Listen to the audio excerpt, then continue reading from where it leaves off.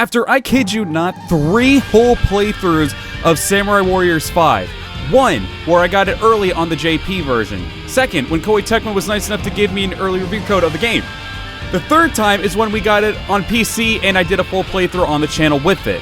And with that, I was able to look at basically everything. So I had 3 whole playthroughs to get my thoughts together and see what I liked, what I didn't like, and what I'm in the middle of. So let's just jump into it right now. I actually decided to make a list of stuff that I would like to talk about on this one, so this is going to be a lot more orderly than all my other Honest Thoughts videos. Let's just jump in here real quick and start off with the visuals, because I really do think that the visuals of SW5 is one of the most prettiest of the Warriors franchise. The new anime-like style looks so much more livelier and so much more interesting and so much more prettier. The scenery, the characters, the art, all of it looks tremendous. I loved, and this might even be my favorite look of a Warriors game. The battlefields look so nice. The scenery around it looks so good. I just can't get over how amazing this game really does look. And since we're on the subject of visuals, let's talk about these characters. The character designs look phenomenal. Each character looks really amazing in their new designs. I want to point one out specifically and mention Hanzo Hattori, which is my all-time favorite character in Samurai Warriors. He was done so much justice with his design. I love it. This was honestly, with the reboot of this game, it really did give him a proper face reveal, and his whole design just looks crisp, beautiful. I have absolutely nothing bad to say about him. And honestly, when looking at the other designs, I don't really see any other ones. Let's even take Yoshimoto, who looked like an absolute fool throughout most of the games. Looks like a proper intimidating man in this one. He looks beautiful with his new armor, his new intimidating persona. All of it looks so good. And the same thing goes for even Nobunaga with his young and Demon King form. Mitsuhide with his young and a mature form. All of it just looks so good. I cannot stress that enough. Even Shingen, who, in my opinion, kind of had a little bit of a rough start throughout his time in Samurai Warriors. I thought his character was really good, but the design and moveset just kind of weren't really it for me. But this one looks tremendous. In my opinion, this is also one of the greatest glow-ups in the game, as well as Kanbei Kuroda, who also looks fantastic in this game. And you could even say the crazy transformation that is Ieyasu Tokugawa as well. All these characters just look so good in this game. I cannot stress it enough. I'm not going to say every character design was a really big pop-off for me. I'll take Nagamasa, for example. He looked a little bit off without his helmet and everything. Maybe if they added a little bit, a helmet there, it probably would have been a little bit better. But again, I can't really complain too much about all the designs because, again, they all look really, really good. But I don't want to get too in-depth with just the character designs because there's a lot I still need to digest with this. And one of these is the shared weapons that a lot of people have mixed feelings about. Now, for me, if you were looking for someone who is going to complain endlessly about shared weapons, unfortunately, you probably came to the wrong person because shared weapons have really been a thing in a lot of Warriors games, so something like that is not really a big deal for me, but of course, I understand that it does hurt the uniqueness and diversity for characters and the movesets and all that, so I will say that that is one thing that I am actually mixed on. I'm not going to say that I'm over the top for it. I'm not going to say I absolutely despise it, but I will at least go in the middle there because I can understand the fact that people find it to be really annoying when characters play the exact same way with the shared weapons and whatnot. So for me, again, I don't really have any big issue with it, but I'm not going to say it's the greatest thing because, again, it does hurt the diversity. It hurts the uniqueness of the characters, especially if they're supposed to be main characters like Nobunaga and Mitsuhide, because Nobunaga, of course, sharing the Odachi with Kenshin, and then Mitsuhide basically sharing a katana with damn near half the damn roster of Samurai Warriors 5. I can understand that those kinds of things actually do bother people, because, again, those are like the main characters. They should be unique. They should be completely new and fresh, and they're not because they have the same kind of moveset as other characters, and I completely understand that fact. But again, for me, I never really minded stuff like that, so I'm not going to get too much in depth with that, but I will say that is something that I will be mixed about. Now, staying on the topic, though, of weapons, I do got to talk about the movesets for each individual weapon. In my personal opinion, I actually think the movesets in these games are amazing. I didn't have a single moveset that I did not like in this game. Regardless of people sharing the weapons and whatnot, I actually did find every single moveset to be very enjoyable. if there was a character that I was kind of mixed on in terms of the moveset at a first glance or first experience, I actually eventually just leveled them up and got more moves out of them, and I found it to be way more enjoyable. So with that being said, I actually thought that each moveset was stupendously enjoyable and very fun. From the Odachi, the katana matchlock, the shikigami, or whatever the hell they're called, the rifles or cannons and whatnot, all of these weapons that even once I thought that weren't going to be all that fun, actually turned out to be incredibly fun, and that was one of the biggest pluses and big double thumbs up for me in this game that I personally have. And continuing with the gameplay and the movesets and the combat, that is the biggest thing we're going to be talking about right now, because the combat, I am personally mixed about. Now, when I talk about the combat, there is multiple things. I'm going to be talking about the new hyper attacks, the enemy officers, the AI and their blocking, riflemen, and boss characters. So all of these things I'm going to be talking about right now. So let's get the easy one out of the way, the new hyper attacks. The hyper attacks are really cool in this one. Honestly, I might prefer them over Samurai Warriors 4. So for those of you who don't know, Samurai Warriors 4 actually had some like hyper attack go into charge attack kind of thing, and that actually was kind of cool in SW4, but in SW5, they actually have something completely different where you don't have charge attacks with your hyper attacks anymore. Instead, what they do is allow you to use your hyper attacks and then immediately go into just your normal combo attacks again, which honestly, in terms of comboing and everything and prolonging it, I think is actually a really much better feature than the like hyper attack charge attacks that we had. I think this is a way better thing than what SW4 had. The ability to just go from your hyper attacks just straight into comboing with your normal attacks and just regular charge attacks, and then just keep looping that with the hyper attacks, just makes it really fun to combo in that game. So again, I'd have to give it a double thumbs up for the hyper attacks. But now we're going to start getting into something that I do not like with it, and there's actually 3 things here that I do not like about the combat in this game, and let's start off with the enemy officers. So getting in with that, there is some things about the enemy officers that just feel so brain dead. It makes them annoying and easy at the same time, and that might be raising a couple eyebrows, but I'm going to get into that. So let's start with the AI blocking. So the AI officers that you end up fighting, their blocking actually does really suck in this game. You can basically do just like 1 charge attack or 3 normal attacks, and then I kid not, every single time I've done it, their guard completely breaks, and then you could just beat the hell out of them. And what exactly did they do to balance that out? It's everyone's favorite feature, super armor. I kid you not, it was really stupid that these enemy AI could just tank through my attacks without flinching to my normal attacks.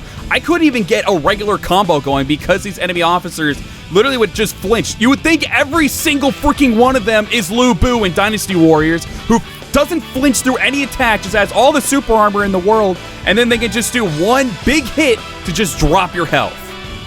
To this day, it still puzzles me that they have super armor / no flinching be a thing with the enemy officers. Again, I understand if they are a strong buffy character like Tadakatsu or Lu Bu if we're going to Dynasty Warriors terms, but when it comes to just regular officers, especially generics, there is absolutely no reason for them to be able to just not flinch through your attacks and just nail you while you're in the middle of trying to combo them.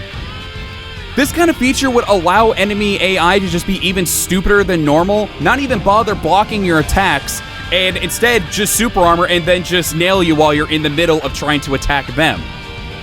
Now, for some, you might think, oh, that's just another means of it being challenging. There's a difference between it being challenging and then it just being tedious. If you want it to be challenging, make the AI smart. Make it so they need to block, and make it so their blocking, can't be broken in just 3 normal attack strikes. Now, this one, I was definitely giving a minus / thumbs down for the blocking and the super armor and no flinching crap, but there is actually a small plus to it, and I will be getting into that in just a moment. But before I do, I'm going to keep going down the list properly. The next thing that I absolutely despise is the riflemen in this game. These generic riflemen are spawns of hell. If you thought the whole no flinching enemy officers was a really annoying thing, then allow me to introduce you to the Riflemen of Samurai Warriors 5. Riflemen were always very tedious in Samurai Warriors, but this one really took the cake for it. These Riflemen have the most powerful rifles in Samurai Warriors games that I've ever seen. The reason for this is because they don't just knock you down, they stun you, they make you flinch, just so every other Rifleman around them can shoot directly at you, and you are literally just a sitting duck until they have a moment of breathing, which is very, very rare. The best way for you to get out of this is unfortunately using your Muso attack, because even your ultimate skills don't work the same way a Muso does. By that, I mean you can't just activate an ultimate skill while you're in the middle of getting attacked by Riflemen or even officers. You have to make sure there's an opening in order to use those ultimate skills. With a Muso, you could just do it whenever you're being attacked. I just find the Riflemen to literally just be the biggest spawns of hell, and honestly, they are the biggest gripe I have with this game, because they are really just the most broken and stupidest units in this game. Again, another thing I find immensely tedious, but not so much challenging. But I got through the minuses of the combat that I did not like, but there is one more plus that I actually did like about this game, where I also actually do support the super armor and no flinching. And it is for the very specific kind of character, and that is the boss characters. These boss characters are exactly what they sound like. These are characters that are most likely your commander or a very tough opponent on the battlefield. These characters will have more than one health bar, and as you get rid of that first health bar, they go into a stronger state. This is where the super armor and extra damage comes into play. This was actually something that I really did like about the boss characters. It made them actually feel like these are the final obstacle before completing a stage. It made that specific officer that was supposed to be really strong actually strong, and they also made the commander, it's not just some wimp that you can one-shot most of the time. So again, I actually will give that a big thumbs up, because I thought the addition of boss characters in this was actually really cool. And now we have one final thing that I want to talk about before we actually get into the story mode for Nobunaga and Mitsuhide. This has been one thing that has been mixed within the community, and I'm not gonna lie, it's a little bit mixed for me as well, but I mostly find it as a positive thing. The thing I'm talking about here are the support characters in Samurai Warriors 5. So along with the playable characters that you do receive, there was an additional 10 that count as support characters. Characters like Nobuyuki, Terumoto Mori, Katsuyori Takeda, all of these characters are classified as support characters. There's really nothing completely unique about them aside from the fact that they get their own designs. Now, you actually can play as a select few of these characters within the story mode of Nobunaga and Mitsuhide. And of course, as well, you can play as them on free mode, which we'll get into as well later on. Now, I found this to be both cool and a little weird at the same time. Cool because there's just more additional characters that you can play as. Weird because there's nothing really unique about them aside from their designs. They don't have any EXs or any Muso attacks, so they really just play like a generic kind of would, just with their own design. I think what would have been a slightly better option is that maybe if they wanted to just make them like not as interesting as playable characters, that maybe it could have at least gave us one EX attack to work with and a true Muso, and then just called it a day with that. But instead, they don't really have anything going for them aside from just a unique look. Again, though, it is really cool to see these characters that do have significance in the story have their own looks, because if they were just generics, at the end of the day, people would have still complained. So for me, this is kind of just, it is what it is. Again, I think it's really cool that these characters are at least getting attention and became support characters, but at the same time, it would have just been cool if they were just playable, but I'm not really picky about that. I know there are some people who are very heated about the support characters not really having anything useful with them, but again, I thought it was really cool that they would have some use in the story, and that there actually is an option to play as those characters with unique designs. So I'd give it a mixed reaction, for me at least. But alright, it is time for us to officially actually get into the story now after all of this. And of course, we gotta start with Nobunaga's story. Right off the bat, I'm giving this story a 2 thumbs up. I thought Nobunaga's story was one of the coolest and most enjoyable storytelling next to Spirit of Sanada. Seeing Nobunaga go from the young fool of Owari to the Demon King was such a great build-up to me that I just enjoyed every single moment of it, and I was glued to the screen every time we were playing Nobunaga's story. It gave Nobunaga a much more humanoid kind of persona when he became the Fool of Owari, and then he slowly starts going through like a corruption arc, in order to become the Demon King. Now, for those of you who have not played the game or watched anything on the game and are just curious if you should get the game, I'm not going to spoil anything too much, but I do got to say that Nobunaga's whole experience from beginning to end, I thoroughly enjoyed. A man with ambition who ended up having so many people surround him and support him just for a lot to be taken away. And thus began the corruption into the Demon King Nobunaga that we all know. Now again, this Nobunaga really is much different from the one that we experienced in Samurai Warriors, who basically just makes out to be the villain of Samurai Warriors from the very start. The one in Samurai Warriors 5 starts out as a basic anime protagonist pretty much, and he starts to get more followers and friends and family and lovers all just huddle around him and support him. And then there's that one fateful battle that just changes everything, and then the corruption of Nobunaga begins. And it really does make Nobunaga out to be a much darker person when that specific battle happens. Instead of being the crazy Demon King that we all know, this man is actually just someone who lost a lot and is now a broken person and is now looking to destroy, burn down, and kill anybody in order to achieve his ambition. Although I do love the original Nobunaga to death, I really do appreciate this kind of Nobunaga as well. And again, I gotta give Nobunaga as a whole, as well as his arc, 2 thumbs up. Now, before we get into Mitsuhide, there actually is a little bit more with Nobunaga's story that I need to talk about. That is the side battles that you get within the story, and most of them focusing on Ieyasu and Hideyoshi. Although Nobunaga and Mitsuhide are the main characters, they do give Ieyasu and Hideyoshi, both who are also acclaimed as the Unifiers, a lot of love and attention in this game. Of course, they don't focus on every single battle, you historians, so calm down. But they do give both those boys a lot of screen time in this game to where you can be more in touch with their personalities. And a lot of the time, Nobunaga actually doesn't take part in those side battles, so it really does focus on mainly Hideyoshi and his crew, and then Ieyasu and his crew as well.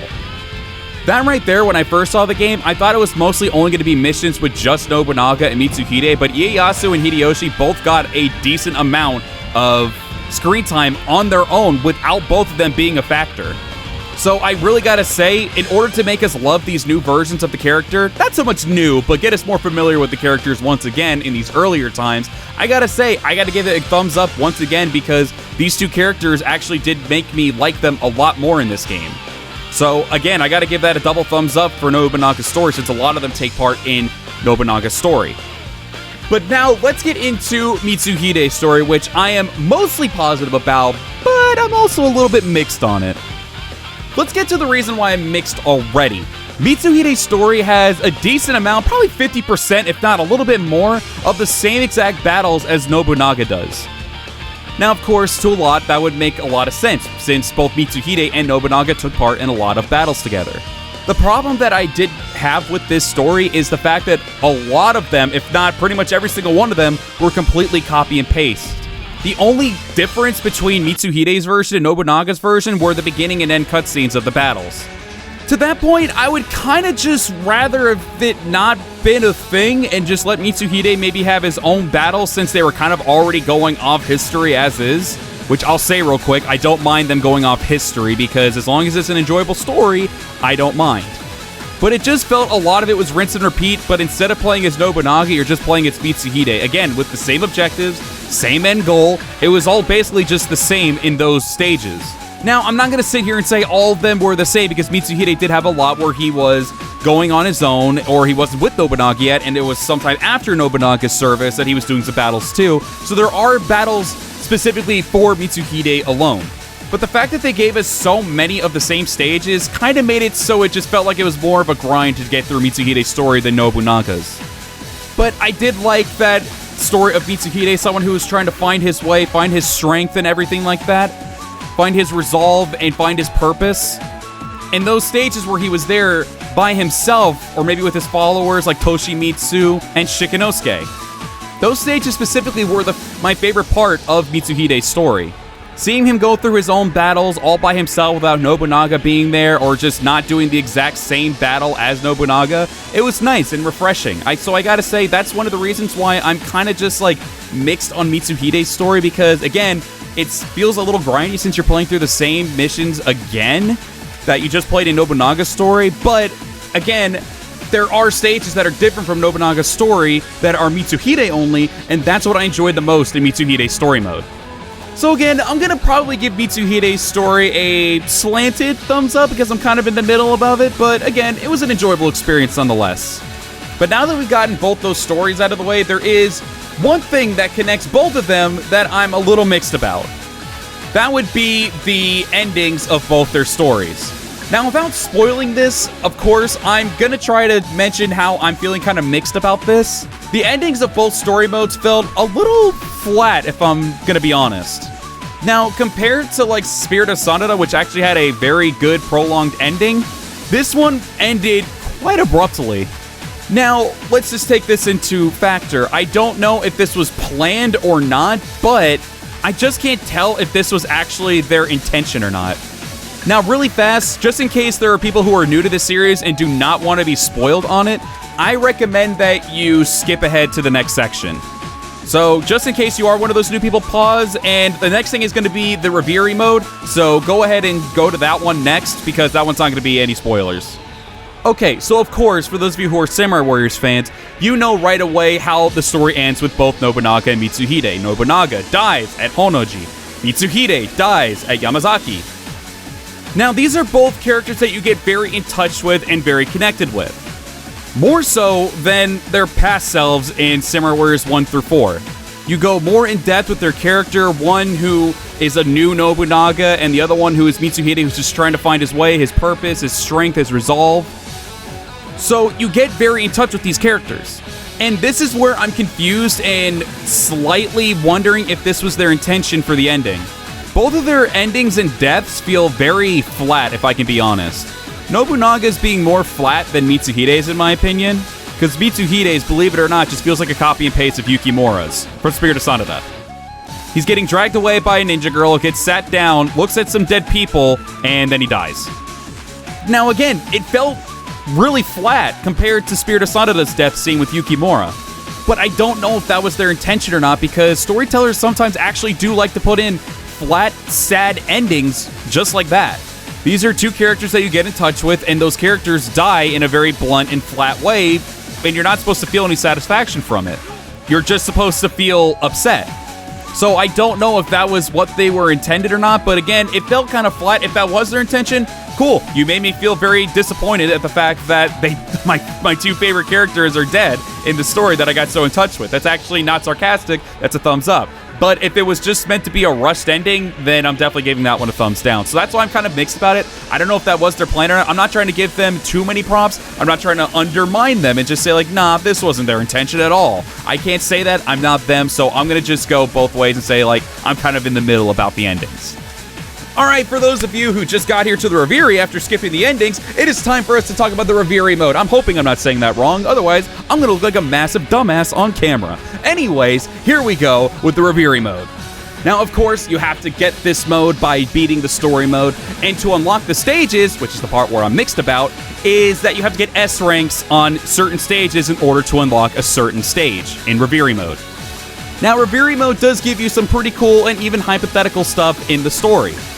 And to that point, that's big thumbs up right there. It's just the method to unlock it because it feels like, once again, a grind to go get S ranks on certain stages in order to unlock that stage in Reverie mode. Now, it's not that big of a deal because you can actually just replay it on easy and then unlock the stage from there.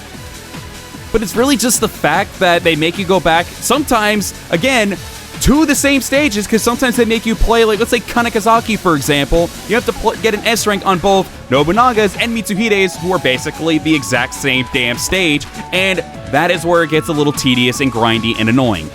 But I will admit that the end result of these Reverie stages are definitely worth it. They actually have been pretty enjoyable. I like them. And of course, you unlock two characters from there that you are missing. So all in all, I mean, it's got a good payout, but at the same time, it just felt like it wasn't necessary.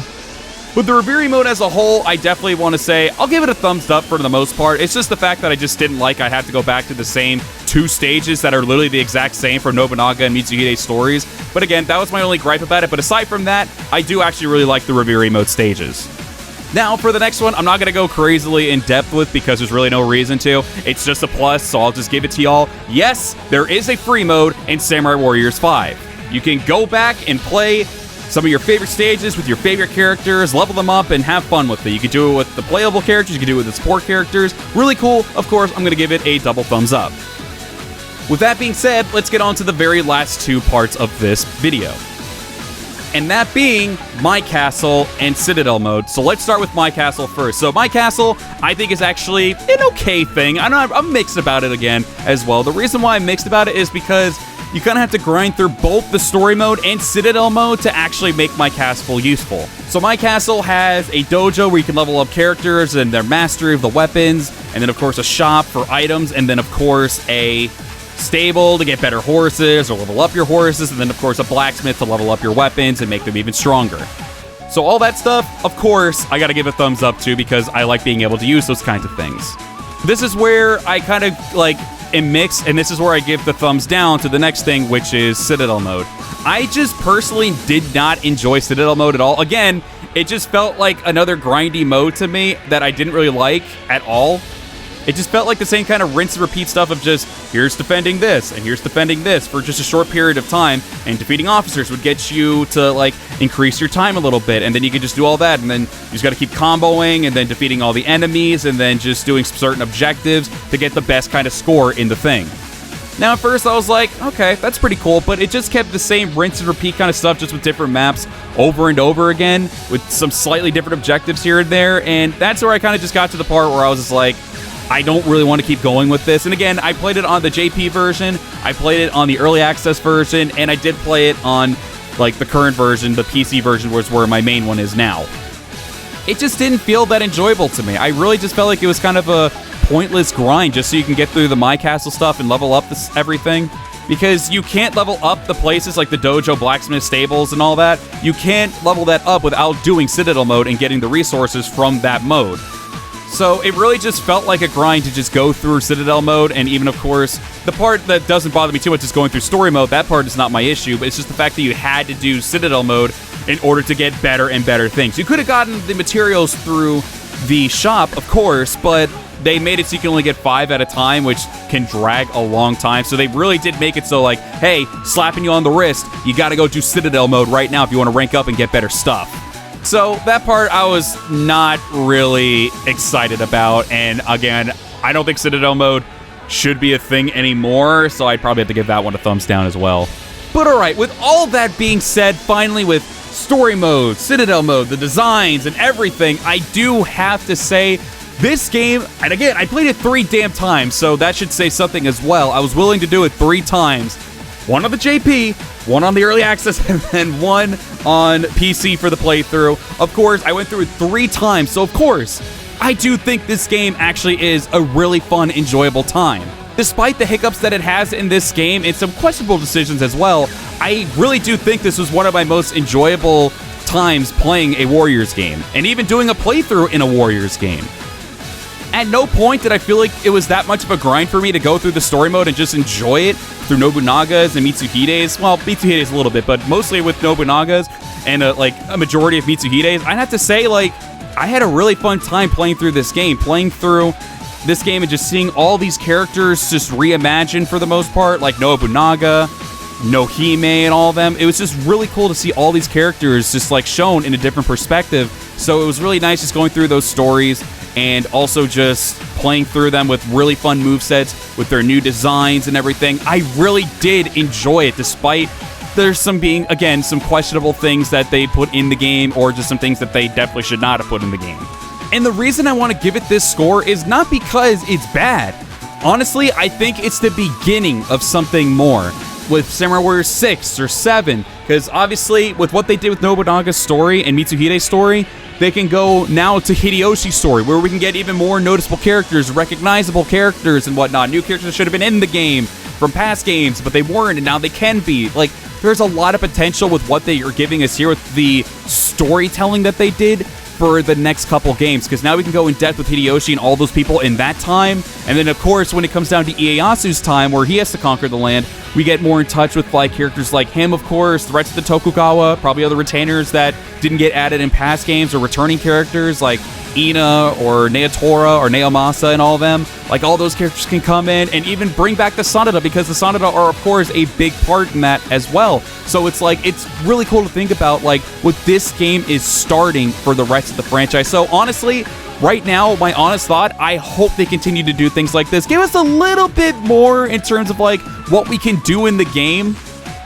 I personally, get rid of Citadel mode, and this is just me, of course. I personally think we should get rid of Citadel mode, bring back maybe some other modes that were enjoyable for maybe like Dynasty Warriors or even Samurai or past Samurai Warriors games. I think the survival mode in Samurai Warriors 2 and 4 were really good survival modes. That could be something they bring back. Hell, they could bring back Sugoroku. I don't know who the hell who even played that game. I personally did, and I enjoyed the hell out of it. Chronicle mode, where you can just play as your character and all that. Mercenary mode, whatever the hell they want to do. They can do all that. Just bring those in. And, of course, make sure to bring back the Creative Warrior as well, because that was kind of hurting it at the same time. Yeah, I'm going to mention it now. It was kind of disappointing that they did not bring in a Creative Warrior thing in this game. That kind of slipped my mind when I was making this list. But, yeah. If they would bring all that kind of stuff in, honestly, the next game could be really enjoyable, a very good experience. Because right now, from what they offer, if we were to get a Samurai Warriors 5 2, it feels like they should just make it an expansion rather than a separate game like they did with 4 and 4-2. So, at least at the moment right now, unless they're going to give us a decent amount in 5-2, if they even do that, I would hope that game would just be an expansion DLC instead of something else. But that's just me personally. But this game really can pave the way for more enjoyable experiences and storytelling and all that through the next 2 installments, which I imagine would be Samurai Warriors 6 and 7, with Hideyoshi's story being 6 and Ieyasu's being in 7. I think that would be great to have those go in depth. Give us some battles that we probably have never seen before or probably don't even exist. Like, I'm cool with that. As long as the storytelling's good, I don't give a flying damn about this historic BS. I really don't. Like, are there some points where I'm like, yeah, history, do it. Yeah, of course. But at the same time, as long as they're giving us a good experience, I don't care if they try to go a little hypothetical or very hypothetical with it. I really am not that crazy historian kind of person that has to stress over every single thing. Like, oh, this should have been here. This should have been there. That's not me. I just want to enjoy for what they offer. For me, the person who's just playing the Warriors game, not someone who's like a historian with my glasses looking at my history book trying to see if that's accurate or not. That's not me. I want to be someone who just enjoys one of my favorite hack and slash games, well, 1 versus 1,000, and just enjoy the storytelling that they offer there. And that is what they did in this game. That's why I think this game could be even, like, this series could be even better once they keep going more and more further into it with the next installments. So, again, just because it's 7.5 doesn't mean it's anything terrible. I think it's a very fun game. The story modes are like stages that are ones that I would definitely go back to and enjoy, and free mode and all that. And then the Reverie stages are also really good. And yeah, I mean, like, all of that, it's really fun. And the characters, they have a lot of, they don't have a lot of like diversity, but in my opinion, there's still a little bit of like replayability with them, because they're just so fun to keep playing with. Again, I didn't have any moveset that I didn't like. Hanzo's is my #1 favorite, by the way, just in case anyone was curious. Hanbei at #2. But like, all of these characters and just their movesets were just really good. Even just for playing it for the visuals, like all that kind of stuff, like all those even like small or big things, I just really liked, and I kind of want to just keep playing the game in that aspect, just to enjoy it like that. But yeah, that's basically how I am. I'm going to say it's a good game. I'm definitely going to say it's a good game. Does it have its things where it should improve in the next installments? Absolutely. But for what it is right now, I'd say it's a fun game, and I think this could really pave the way for other games in the future if they were to go that route. But there you have it, everybody. I'm going to end it here before this gets way too long of a video. Thank you all very much for tuning into this. If you did enjoy it, be sure to smash the like button right now. Comment down below your thoughts. If you're someone who has not gotten the game yet, are you willing to get it now, or are you not? Do you hate it? Do you like it? If you're someone who did get the game, are you someone who likes it? Are you someone who dislikes it? Let me know down below. Just give me your overall thoughts on the review and, of course, on the game as a whole. So be sure to do that. If you're new to the channel and like the content that you see, be sure to hit that sub button as well. Would greatly appreciate it because videos like these take a lot of effort to do. So I would greatly appreciate that support that y'all have been amazingly showing already. But if you want to spread the channel further than that, you can join the Discord. There's a Discord server called the Wallies of Jigoku. It is down at the top of the description. You can meet some awesome people in the community there. And if you want to support the channel further than that, you can join the Patreon like these amazing people you see on the screen right now. You can join the $1 tier or $5 tier. Have your name up on every single video. And I'll be sure to give you guys more priority when it comes to game suggestions, such as you guys did with the channel financially. So with all that being said, thank you all very much for watching. I will see you all in the next one. Farewell.